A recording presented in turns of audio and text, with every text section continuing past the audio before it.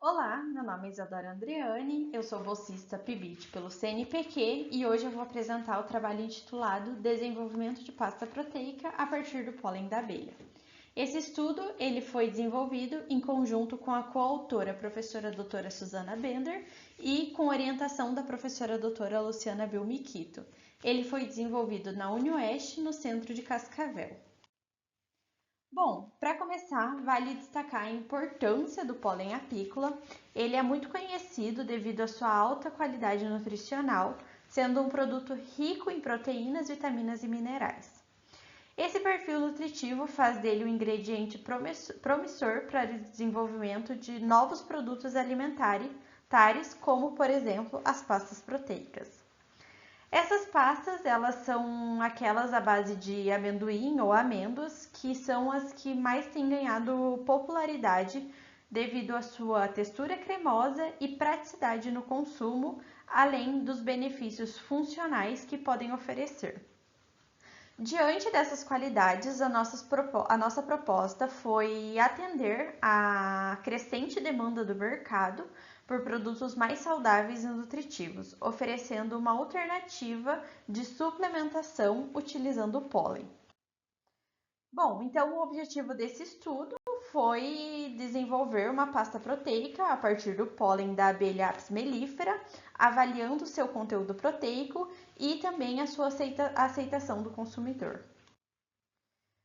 Bom, o desenvolvimento das pastas, então, foi inicialmente desenvolvido três pastas: a pasta PNCP, com noz pecan, castanha de caju e pólen, a pasta PAAP, com amêndoas, amendoim e pólen, e a pasta PCAP, castanha de caju, amendoim e pólen. Essas pastas elas foram desenvolvidas, né, torrando cada grão e em um mixer comercial feito, batido até a criação da pasta. A análise centesimal, todas as duas que foram realizadas foi análise de proteína e lipídios, todas em triplicata, seguindo as normas analíticas do Instituto Adolfo Lutz. A análise de proteína foi pelo método de Kildon, que é possível descobrir a quantidade de proteína a partir da determinação de nitrogênio. Isso porque a maioria dos alimentos tem cerca de 16% de nitrogênio em relação ao peso de proteína. Assim, com um cálculo simples, a gente consegue descobrir a quantidade de proteína do alimento. Já a análise de lipídios foi pelo método de Software, que é um aparelho onde você coloca a amostra submersa em um solvente, nesse caso foi o éter de petróleo, onde ele vai extrair toda a quantidade de lipídio. A análise sensorial foi então submetida ao comitê de ética, porque a gente iríamos usar seres humanos para fazer essa análise. Depois de aprovação, então, a gente contou com 45 participantes, onde eles fizeram a avaliação de cada pasta por uma escala hedônica para verificar o grau de aceitabilidade do produto. E também fizeram uma escala, né? Eles fizeram uma escala para avaliar a intenção de compra dos consumidores em relação ao produto. Bom, a análise centesimal, então, mostraram que os teores de proteínas variou entre as formulações. A amostra PNCP apresentou 18,33% de proteína e 39,08% de lipídios. A amostra PAP, 23,33% de proteína em relação a 42,78% de lipídios. Já a amostra PCAP apresentou 22,25% de proteínas e 35,03% de lipídios.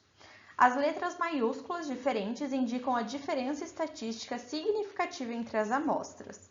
Então, essas amostras elas obtiveram esses valores e nós escolhemos as duas com teor de proteína mais elevado para fazer a análise sensorial das amostras. Então, nós escolhemos a amostra PAAP e a amostra PCAP, que obtiveram valores mais elevados, né, de proteína, justamente devido à sua composição. Na amostra PNCP, que é essa primeira, a noz pecan ela não apresentava teor alto de proteína, então ela teve um resultado um pouquinho inferior. Já as outras duas amostras, os ingredientes utilizados tinham valores acima, né, de proteína, por isso elas obtiveram esses valores mais elevados. Então essas duas foram escolhidas para serem levadas para análise sensorial. Bom, a análise sensorial, então, foi avaliada quanto ao aroma, aparência, textura e sabor. A escala hedônica é do 1 ao 9, com 9 gostei muitíssimo e 1 desgostei muitíssimo. O aroma foi o atributo mais bem avaliado, com médias de 7,53 para a primeira amostra, que é a PAAP, e 7,49 para a PCAP. Por esse atributo ser o mais bem avaliado, é possivelmente devido às propriedades sensoriais do pólen. O pólen é um produto com uma característica sensorial de aroma muito característica, ele tem um cheirinho de mel e, segundo Caldas, essa propriedade possivelmente ajudou na avaliação do aroma. Já a aparência, as médias foram de 6,69 para a pasta PAAP e 7,20 para PCAP. Segundo Silva, a aparência é considerada um dos atributos sensoriais mais importantes na decisão da compra, justamente porque quando o participante ou quando o consumidor vai ali no mercado, ele só tem a aparência para saber se um produto é bom ou não, né? Ele não consegue cheirar e ele não consegue provar. Então, é uma característica muito importante na hora de comprar um produto. A textura teve uma aceitação média de 6,87 para a amostra PAAP e 6,82 para a amostra PCAP. Segundo o estudo de Sengar, a textura é um fator determinante na aceitação ou rejeição do alimento cremoso, especialmente alimentos proteicos. Nessa amostra, então, as pessoas gostaram ligeiramente para gostaram moderadamente da textura. O sabor teve a menor aceitação, com 6 para PAAP e 5,64 para PCAP, sugerindo então ajuste na formulação. Essa característica do sabor, geralmente a gente achou algumas literaturas que traziam que é provavelmente devido à torra, que traz um amargor na hora da criação da pasta. O índice de aceitabilidade das pastas, então, a gente fez um índice médio de aceitabilidade, que foi de 75,2% para a amostra PAAP e 75,4% para a PCAP, mostrando que a pasta tem um bom potencial de mercado, já que os índices superiores a 70% são considerados favoráveis pelos consumidores, segundo o estudo de EY e Stein. Bom, quanto à intenção de compra dos consumidores, eu trouxe aqui um gráfico para ficar mais visual. A maioria dos participantes nas duas pastas votaram mais aqui no segundo atributo, que é o atributo de que provavelmente compraria a pasta.